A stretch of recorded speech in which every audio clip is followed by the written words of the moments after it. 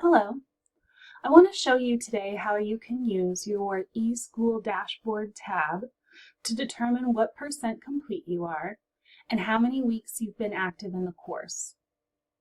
I'm going to be using a course that I'm taking in Canvas right now that's for teachers. That's to train us on how to use this particular software program. But you should be able to see pretty much the same thing that I'm seeing, with a few exceptions that I'll point out in a moment. So this is the home page. Your home page definitely looks different than mine does.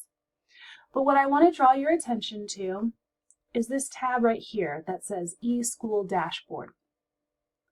When you click on that, it's going to navigate you over to your dashboard. So you will be able to see here your name, your email, and you can see down here I have 0 weeks active because this course doesn't have a specific start and end week, so it doesn't have the 18 weeks that you all have for your courses. So yours will actually have a number here. Then over here you'll see percent complete. Remember, in the eSchool programs, you're required to complete at least 5% of your course each week. So if you're 1 week active, this should say 5%.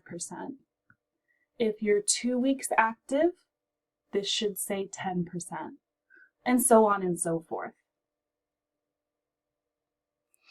The columns in these tabs might be arranged a little bit differently when you see them.